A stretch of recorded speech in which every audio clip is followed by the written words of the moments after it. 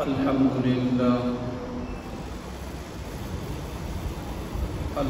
لله وكفى والصلاة والسلام على من لا نبي بعده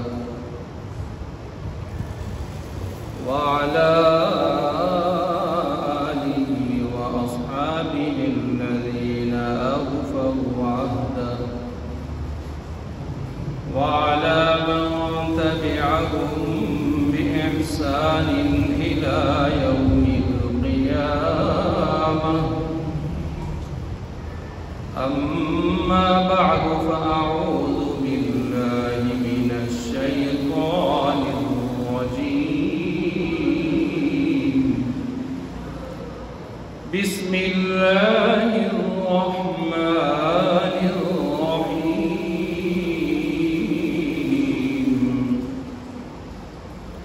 يا أيها الذين آمنوا استعينوا بالصبر والصلاة إن الله مع الصابرين.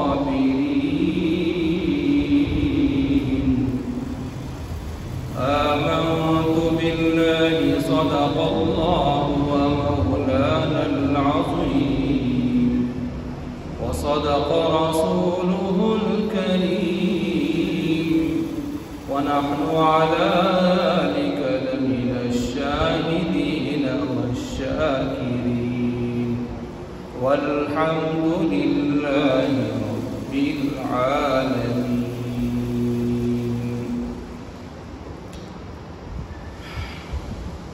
محترم المقام واجب الاحترام حضرات سامعین کرام، آج کی جمعہ کی اس نشست میں قرآن مجید فرقان حمید سے دوسرے پارہ سے ایک آیت کریمہ تلاوت کی ہے. اسی آیت کے ذیل میں گزشتہ جمعہ آپ حضرات کے سامنے موضوع شروع ہوا تھا واقع کربلا، شہدائے کربلا، بالخصوص سیدنا حسین بن علی رضی اللہ تعالی عنہما کہ حضرت حسین بن علی رضی اللہ تعالیٰ عنہ کی سیرت، ان کے فضائل و مناقب، اور اسی طرح ایک ذیلی عنوان کہ کیا قاتل بھی ماتم کر سکتے ہیں؟ قاتل قتل کرنے کے بعد رونے کی مثالیں ہمیں ملتی ہیں، پیٹنے کی، اپنے آپ کو ماتم کرنے کی. تو یہ دو اس موضوع کے حوالے سے جو عنوان تھے، حضرت حسین بن علی رضی اللہ تعالیٰ عنہما کے فضائل و مناقب اور کیا قاتل ماتم کر سکتا ہے، یہ میں نے گزشتہ جمعہ آپ حضرات کے سامنے دونوں بیان کیے ہیں. آج کی اس نشست میں آپ حضرات کے سامنے تین عنوانات کو رکھ رہا ہوں کہ تینوں پر گفتگو ہو گئی یا دو پر یا ایک پر وقت کی مناسبت سے. ایک عنوان حضرت حسین بن علی رضی اللہ عنہ کے واقع کربلا اور واقع شہادت سے متعلق ہے مختصراً. دوسرا، اصل قاتلین شہدائے کربلا کون ہیں، اس واقعے کے اصل ذمہ دار کون ہیں. تیسرا، ماتم کی شرعی حیثیت کیا ہے قرآن و سنت میں، قرآن و سنت کے تناظر میں، روشنی میں، اور اسی طرح فریق مخالف کے کتب کی روشنی میں. یہ تین عنوان آپ کے سامنے رکھ رہا ہوں. سب سے پہلے جو عنوان آپ کے سامنے میں نے رکھا ہے وہ ہے حضرت حسین بن علی رضی اللہ عنہ کی شہادت کے حوالے سے.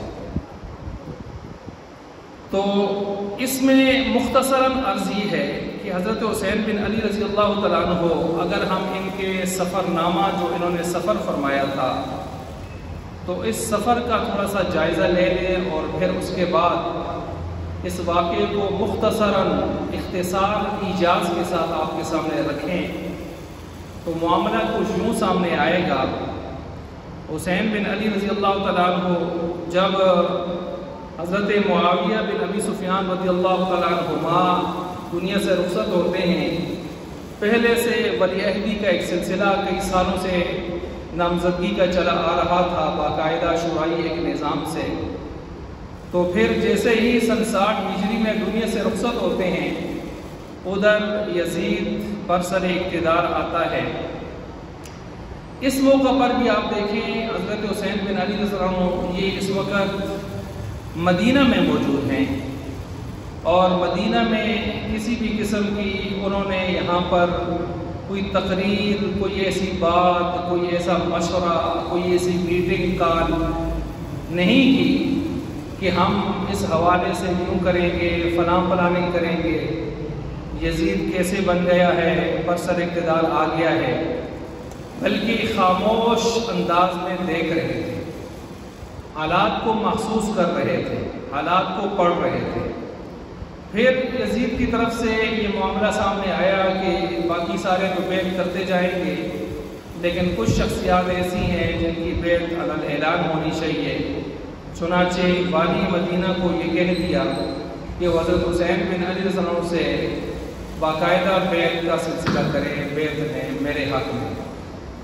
چنانچہ حضرت حسین رضی اللہ عنہ کو جب یہ اطلاع دی گئی تو انہوں نے سوچنے کا موقع مانگا، اور پھر اس کے بعد یہ بھی بعض کتابوں میں آتا ہے کہ اگر کوئی چپکے سے بیعت کی ترتیب ہو جائے تو عرض کیا گیا کہ نہیں، ایسے نہیں ہوتا، آپ بہت بڑی شخصیت ہیں، اس لیے آپ کا علی الاعلان یہ سلسلہ ہونا چاہیے۔ آپ نے وقت مانگا سوچ بچار کا، کچھ دن گزرے تھے کہ آپ نے چپکے سے راتوں رات چپکے سے مدینہ سے آپ مکہ کی طرف نکل گئے۔ مدینہ سے مکہ کی طرف آج بھی اگر ہم سفر کریں تو 460 کلومیٹر کا فاصلہ ہے، تو آپ نے مدینہ سے مکہ کی طرف سفر کر لیا۔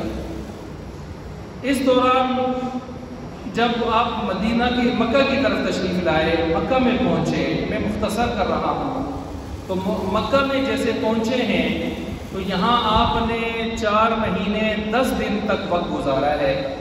ان 4 مہینے 10 دنوں میں کوئی ایک سنگل تقریر، کوئی ایک سنگل میٹنگ، کوئی ایک سنگل مشورہ کہ ہم یوں کریں گے، فلاں ہو رہا ہے، اسلام ڈوب رہا ہے اور اس کو جو ہے باقاعدہ بچانا ہے، فلاں ہونا ہے، ایسی کوئی بات بھی تاریخ کی کسی مستند کتاب میں مستند روایت اور مصرح روایت میں ہمیں نہیں ملتی۔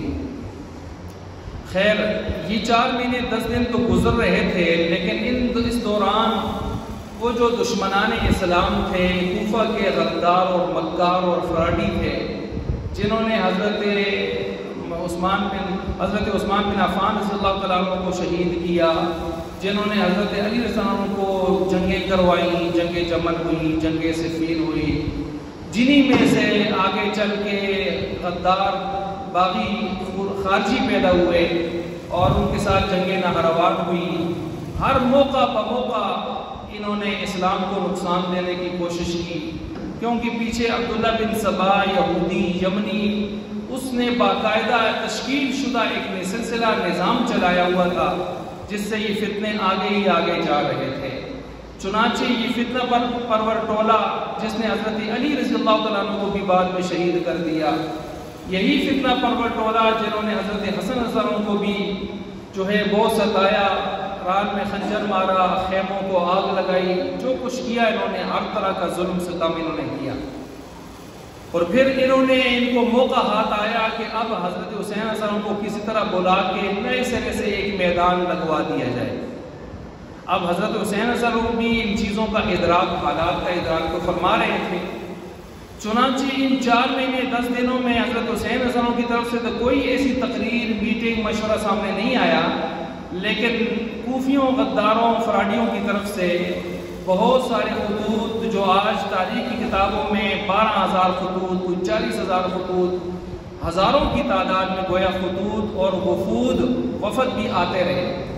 بس فصلیں پک گئی ہیں، حالات خطرے میں ہیں، اسلام ڈوب رہا ہے، ہم آپ کے جانثار ہیں، فرما بردار ہیں، بالکل 1 لاکھ کا مجمع سر سے تلواریں اپنے نیام سے نکالے، آپ کے ہاتھ اپنا سر پہ کفن باندھے آپ کا منتظر ہے، آپ تشریف لائیے، بس ہم ورنہ نہیں آئیں گے تو ہم قیامت والے دن آپ کے نانا سے شکایت کریں گے کہ ہم نے بلایا، خط لکھے، وفد آئے. یہ ڈرامے سارے چلتے رہے. حضرت حسین بن علی ضرور ان کے ان سارے سلسلوں کو دیکھ کر بہت پریشان بھی ہوئے، مضطرب بھی ہوئے کہ جانا چاہیے، اتنا کہہ رہے ہیں. حالات کا جائزہ لینے کے لیے مسلم بن عقیل کو بھیجا، ان کے چچا زاد بھائی، بعد میں وہ بھی شہید کر دیے گئے جب غداری سامنے آئی غداروں کی. خیر، یہ مکہ میں سارا کچھ ابھی ہو رہا ہے.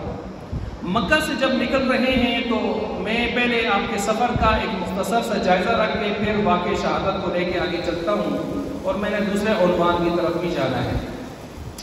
چنانچہ مکہ سے آپ نکلے ہیں صاح نامی جگہ پر، صاح نامی جگہ پر آپ پہنچے ہیں. وہاں سے آپ نکلے ہیں حاجز نامی جگہ پر پہنچے ہیں.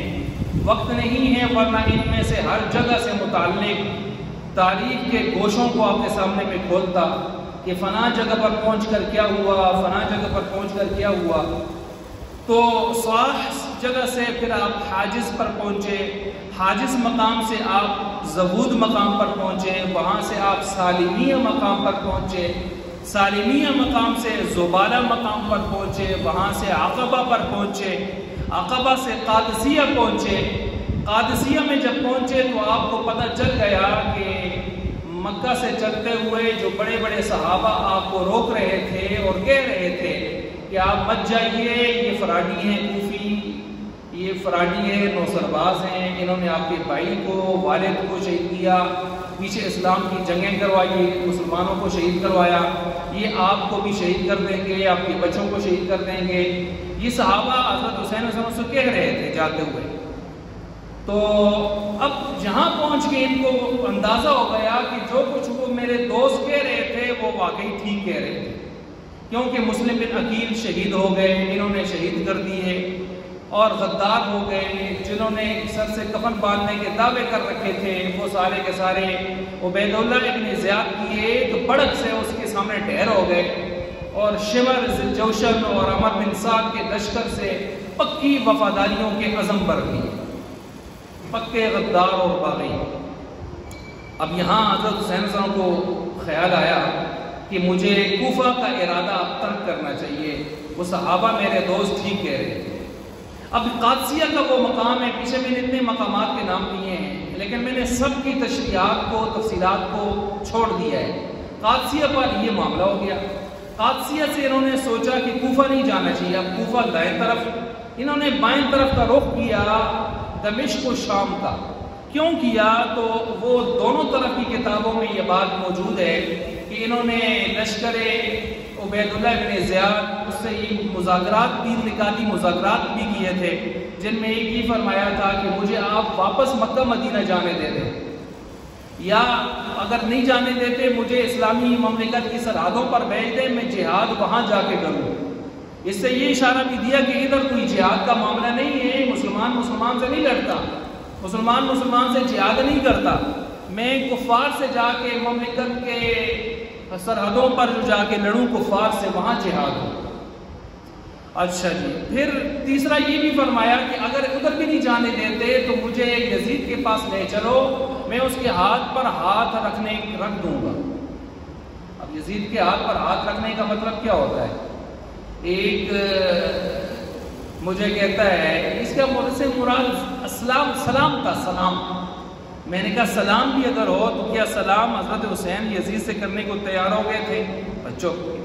میں نے کہا نہیں، الفاظ بتاتے ہیں، اس سے مراد سلام نہیں تھا، اس سے مراد جو معاملہ چل رہا تھا وہی، کیونکہ یزید کو اختلاف حضرت حسین سے سلام کا تو نہیں تھا، بیعت کا تھا.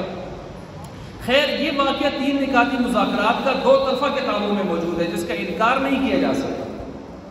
حضرت حسین صاحب نے یہاں سے پھر دمشق کی طرف دم بھرا، اس طرف نکلے. دمشق و شام میں یزید تھا. اب دیکھیں کوفہ میں مر مٹنے والے باغی دعوے جو کر رہے تھے وہ تھے. کوفہ میں اس وقت حضرت علی صاحب کے دور میں دارالخلافہ قائم ہوا تھا اور کوفہ جانا ہی تھا انہوں نے، لیکن کوفہ کی غداریاں اور مکاریاں جب سامنے آئیں تو انہوں نے کوفہ کا ارادہ ترک کر کے دمشق و شام کا ارادہ کر لیا جہاں پر یزید تھا. یا عقل مندوں کے لیے سوچنے کا مقام ہے کہ جب ہمیں ہمارے اوپر کوئی مشکل موقع آ جائے اور ہمیں فیصلہ کرنا پڑے کہ یوں جائیں یا وہ جائیں، تو ہم کدھر جاتے ہیں؟ جدھر زیادہ خطرات ہو یا جدھر خطرات کم ہو یا نہ ہو؟ تو عقل مند ساری دنیا کو یہی کہیں گے کہ جدھر خطرات کم ہو یا نہ ہو اس رخ کو اختیار کرنا ہوتا ہے۔ تو یہاں قادسیہ کے مقام سے ساری تاریخیں گواہ ہیں، حضرت حسین نے کوفہ کا راستہ ترک کر کے دمشق و شام کا راستہ اختیار کیا۔ اچھا جی، دمشق و شام کی طرف چلیں۔ اب دمشق و شام کی طرف کوئی تھوڑا بہت نہیں چلے، پیادل سفر تھا، 45 میل سفر کیا۔ 45 میل کا کیا مطلب ہے؟ کوئی 70 کلومیٹر سے اوپر کا سفر کیا، 70-72 کلومیٹر سفر کیا آج کے لحاظ سے۔ اب قادسیہ سے آگے کوفہ کو چھوڑ کر دمشق و شام کی طرف ایک مقام آتا ہے، پہلے بیضا سے آگے یہاں بیضا، اور بیضا سے آگے ایک راستہ آتا ہے، جب جگہ آتی ہے اس کا نام ہے ذو حسم، وہاں پہنچے، اور وہاں سے نینوا مقام پر، وہاں سے قصر بنی مقاتل ہے، قصر بنی مقاتل اس مقام پر پہنچے۔ قصر بنی مقاتل تک جب پہنچے ہیں تو یہاں پر پہنچ کر آپ کو خواب آتا ہے شہادت کا، جس سے آپ کو نبی پاک صلی اللہ علیہ وسلم اپنے نانا مکرم کے وہ بچپن کی سنائی ہوئی باتیں، خواب، شہادتیں، پیشگوئیاں، یہ ساری چیزیں یاد کیا جاتی ہیں اور خواب آتا ہے آپ کو شہادت کا۔ یہ کون سی جگہ ہے؟ قصر بنی مقاتل۔ کس راستے پر ہے؟ دمشق و شام کے راستے پر ہے۔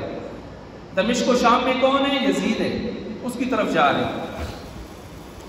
اس سے آگے جب بڑھے ہیں تو نینوا مقام آتے ہیں۔ نینوا مقام پر جب آپ پہنچے ہیں تو ادھر سے کوفیوں نے دیکھا کہ بھائی یہ تو چل گئے ہیں دمشق و شام کی طرف، یزید کی طرف جا رہے ہیں۔ تو وہاں پہنچ گئے تو خطوں کے بورے ان کے پاس ہیں، ہمارے خط بھی ان کے پاس ہیں، کھول کے دکھا رہے تھے ہمیں۔ تو خط کھولیں گے یزید کے دربار میں، بائی نیم خط لکھے ہوئے ہیں، تو ہم تو چڑھ جائیں گے پھانسی۔ اب ان کو بڑا مسئلہ ہوا کوفیوں، غداروں، مکاروں کو۔ تو انہوں نے پھر وقت کا جو گورنر تھا کوفہ کا، جس کا نام تھا عبید اللہ بن زیاد، اس کی فوج کا سپہ سالار تھا عمر بن سعد، نائب سپہ سالار، ڈپٹی سپہ سالار تھا شمر ذی الجوشن۔ اور میں آپ کو مزے کی بات بتاؤں، جو حضرت حسین کا قاتل ہے شمر، یہ حضرت حسین کا ماموں بھی ہے، اس کی بہن حضرت علی کی بیوی ہے، اس سے 3-4 بچے پیدا ہوئے ہیں۔ اچھا، اب یہ سلسلہ ہوا، عبید اللہ بن زیاد مزاج کا بڑا سخت تھا، چونکہ وہ گورنر تھا اور اس کو گورنر غالباً نعمان بن بشیر رضی اللہ عنہ کو ہٹا کے بنایا گیا تھا، اور کہا تھا کہ حالات سے کو جلدی قابو میں لاؤ۔ وہ مزاج کا بڑا سخت تھا، اس نے فوراً حکم دے دیا کہ ان کو شام کی طرف جانے سے، دمشق کی طرف، یزید کی طرف جانے سے روک دیا جائے۔ دیکھیں اب یہاں پر اگر وہ راستہ نہ روکتا تو حسین کدھر جا رہے تھے؟ دمشق و شام جا رہے تھے۔ یہ شاید واقعات یہ واقعی پیش نہ آتا، معاملہ ہی کچھ اور ہوتا، سین ہی کچھ اور بنتا، لیکن کوفیوں، غداروں، مکاروں نے اسی عبید اللہ بن زیاد کے لشکر میں رل مل کے، ملی بگت سے، ساز باز کر کے کہا کہ ان کو دمشق نہیں جانے دینا، بورے خط کے ان کے پاس ہیں، زبان اللہ نے دی ہوئی ہے، سارا کچھ وہاں پر باتیں سامنے آ جائیں گے۔ تو اس وجہ سے انہوں نے پھر وہاں پر راستہ روکا، نینوا سے جب یہ تھوڑے سے آگے چلے، کچھ مذاکرات، یہ چیزیں وغیرہ، آگے کربلا آ گیا۔ اب کربلا تک یوں سمجھیں دمشق کا سفر انہوں نے 45 میل یعنی کوئی 70-72 کلومیٹر کر چکے تھے۔ یہ ہے پوری بات کا خلاصہ، جو عام طور پر آپ پڑھتے بھی نہیں ہیں، نہ آپ کو کوئی پڑھاتا ہے، نہ کوئی سناتا ہے۔ بات کی حقیقت کو اس ترتیب سے لے کے جانا چاہیے کہ سفر کی منزلیں کیا تھیں، کہاں تک پہنچے تھے، کیا ارادے ہوئے تھے۔ یہ تو میں نے ابھی بالکل مختصر کی ہے، ورنہ اس پر کر کے پونا گھنٹہ چاہیے کہ اس پورے پروگرام کو کھولنے کے لیے میں نے مختصر کیا۔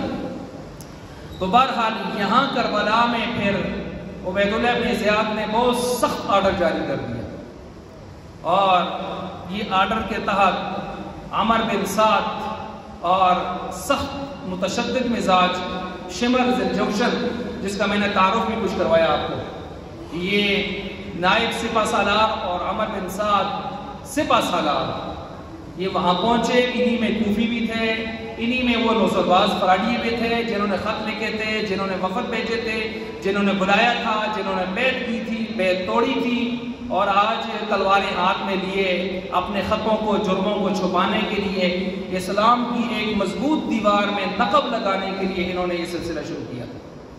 چنانچہ کربلا کے مقام پر پھر یہ مقدس برگزیدہ ہستی اپنے ساتھیوں سمیت وہاں کربلا کے میدان میں بڑے ہی بے دردی کے ساتھ شہید کر دیے گئے۔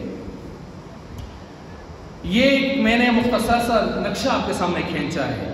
اب یہاں پر ایک بات نوٹ فرمائیں، کچھ لوگ کہتے ہیں اسلام ڈوب رہا تھا، بچانے کے لیے جانا بہت ضروری ہو گیا تھا، تو مجھے بتائیے اس سے پہلے جتنی جنگیں ہوئی ہیں، بدر، احد، جتنی بھی جنگیں ہوئی ہیں آپ اٹھا کے دیکھ لیں، آپ اسلام کے دور میں 27-28 غزوات، 78-77 سرایا، یا اس کے علاوہ خلفائے راشدین کے دور میں جنگیں، یا جتنے عقل مند لوگوں نے جنگیں کی ہیں، کسی بھی جنگ میں کوئی شخص اپنے بیویوں کو، بچوں کو، بہنوں کو، بیٹیوں کو، شیر خوار بچوں کو ساتھ لے کے جنگ میں گئے؟ نہیں گیا۔ کیا یہ عقل کے عین مطابق ہے کہ جنگ ہو اور لڑنا ہو، خون ہی خون نظر آتا ہو، اور آدمی اپنے بچوں کو، بیویوں کو، بیٹیوں کو ساتھ لے کے چلے؟ کیا یہ کوئی عقل مندی کی علامت ہے؟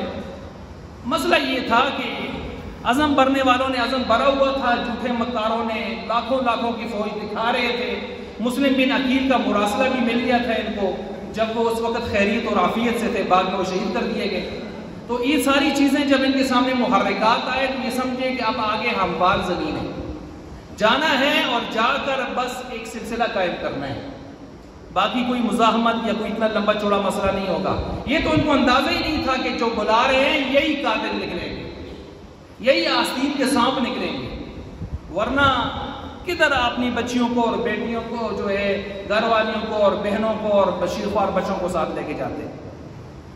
جنگ کا تو کوئی ارادہ ہی نہیں تھا، تو جب جنگ کا ارادہ ہی نہ ہو تو اسلام زندہ ہوتا ہے ہر کربلا کے بعد۔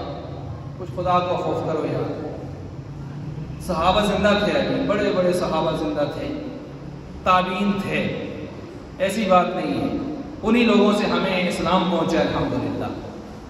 یہی صحابہ، حضرت حسین بن علی رضی اللہ تعالیٰ عنہ کی قربانیاں، سارے حضرت حسن رضی اللہ عنہ کی قربانیاں، انہی لوگوں سے ہمیں، انہی اہل بیت سے، صحابہ سے ہمیں اسلام پہنچا تھا۔ یہ لوگ بڑے بڑے صحابہ اس وقت موجود تھے۔ خیر، یہ میں نے آپ کے سامنے چند چیزیں رکھی۔ اب اس واقعے کو ذرا ایک اور انداز میں آپ کے سامنے رکھتا ہوں۔ چنانچہ یزید جب ورثر اقتدار آیا، لیکن آتے ہی اس کی کچھ سختی اس کی مزاج میں زیادہ ہو گئی، اور کچھ رنگین مزاج ہوا نہ ہوا جو بھی تاریخی کتابوں میں ہے۔ اور پھر اس کے بعد اس نے مدینہ کے گورنر ولید بن عتبہ کو حکم دیا کہ حضرت حسین اور حضرت عبداللہ بن زبیر، ان دو بڑی شخصیات سے بیعت لی جائے۔ چنانچہ حضرت حسین جو ہے وہ 27-28 رجب کو مدینہ سے نکل کر، میں نے عرض کیا پوری بات پہلے میں کر چکا ہوں، مکہ کی طرف آ گئے۔